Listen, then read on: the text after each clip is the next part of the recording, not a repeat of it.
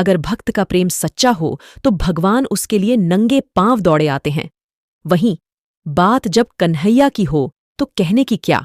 अपने भक्तों के लिए वह न जाने कितने रूप धरते हैं और कितनी ही अनगिनत लीलाएं कर चुके हैं, जिनका प्रमाण हमारे धार्मिक ग्रंथों में मिलता है। ऐसी ही एक रोचक कथा है जब कन्हैया ने अपने भक्त के लिए एक अनोखा काम किया। तो आइए जानते हैं इस बारे में विस्तार से। पौराणिक कथा के अनुसार एक बार की बात है, किसी नगर में एक राजा ने एक मंदिर बनवाया जिसमें श्रीकृष्ण की एक मूर्ति भी रखवाई, लेकिन उसकी कभी पूजा नहीं की। पूजा करने के लिए मंदिर में एक पुजारी को रखा गया। पुजारी नियमित कन्हैया जी को नहलाता और बद्दी ही श्रद्धा भाव से उनकी पूजा अर्चना करता। राजा भी रोज कान्हा जी के लिए एक फूलों की माला भेज देता था, और जब वह दर्शन करने आता तो पुजारी उस माला को उतार कर राजा को पहना देता। ऐसा करते करते पुजारी की भी उम्र बीत चुकी थी। एक दिन किसी वजह से राजा नहीं आ सका तो उसने एक सेवक के हाथ मंदिर में माला पहुंचा दी और कहलवा दिया कि आज वह मंदिर नहीं आएगा, इसलिए पुजारी उसका इंतजार न करें। इतना कहकर सेवक चला गया। पुजारी ने हमेशा की तरह कन्हैया जी को माला पहना दी, लेकिन जब शाम हुई तो पुजारी यह सोचने लगा, माला उतारकर किसे पहनाई जाए। उसने सोचा, क्यों न ये माला आज मैं ही पहन लूं। वैसे भी मेरी उम्र हो चली है, जीवन का क्या पता कब खत्म हो जाए। इतना सोचकर पुजारी ने माला उतारकर अपने गले में डाल ली, लेकिन इतने में ही सेवक आ गया और उसने बताया कि राजा की सवारी मंदिर में पहुंचने वाली है। राजा की सवारी आने की बात जब पुजारी ने सुनी तो वह डर गया। उसने सोचा कि अगर राजा ने उसे देख लिया तो वह तो मरवा ही डालेंगे। आनन फानन में पुजारी ने माला उतारकर वापस कन्हैया जी को पहना दी। जैसे ही राजा अंदर आया तो हमेशा की ही तरह पुजारी ने माला कान्हा जी के गले से उतारकर राजा को पहना दी, लेकिन माला पर लगा सफेद बाल देखकर राजा समझ गए कि पुजारी ने यह माला स्वयं ही पहनी थी।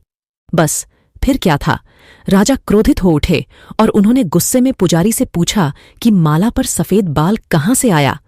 तब राजा की बात सुनकर पुजारी डर गया और बोला, ये तो कन्हैया जी का है। अब तो राजा और भी क्रोधित हो गए, क्योंकि कान्हा तो भगवान हैं और उनके बाल सफेद कैसे हो सकते हैं। इसीलिए राजा ने फरमान सुना डाला कि कल श्रृंगार के समय राजा खुद आएंगे और देखेंगे सच में ही कान्हा जी का सफेद बाल है या पुजारी झूठ बोल रहा है। उन्होंने कहा कि अगर पुजारी ने झूठ बोला होगा तो उसे फांसी दे दी जाएगी। राजा का फरमान सुनकर पुजारी का बुरा हाल हो गया। उसने सोचा, अब क्या करें, कहाँ जाए, अब तो उसका मरना तय है। तब रोते रोते वह भगवान की शरण में पहुंचा और उनसे कहा कि हे केशव, मुझसे झूठ बोलने का अपराध तो हुआ है, लेकिन हो सके तो मुझे क्षमा कर दें और राजा से रक्षा करें। पुजारी ने कहा कि हे माधव, आपकी सेवा करते करते मैं वृद्ध हो चुका हूं, अब आप मुझे माफ कर दीजिए, ऐसी गलती दोबारा नहीं होगी। यही कहते कहते पुजारी की न जाने कब आंख लग गई और उसकी आंख तब खुली जब सुबह हो चुकी थी। उधर सुबह होते ही राजा भी आ गया और कहने लगा, आज कान्हा जी का श्रृंगार वह खुद करेगा। ऐसा कहकर जैसे ही राजा ने कान्हा जी का मुकुट उतारा तो देखा कि श्रीकृष्ण के तो सारे बाल ही सफेद हैं।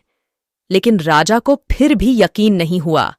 उसे लगा कि फांसी के डर से पुजारी ने ही बालों को रंग दिया होगा।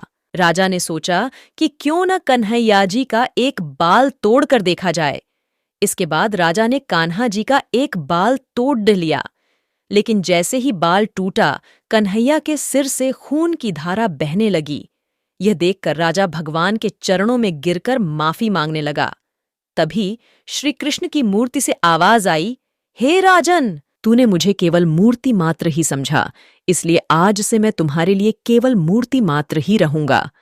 लेकिन पुजारी ने सच्चे मन और पूरी श्रद्धा से मेरी भक्ति की है, इसलिए उसकी अनन्य भक्ति को देखकर मुझे अपने बाल सफेद करने पड़े।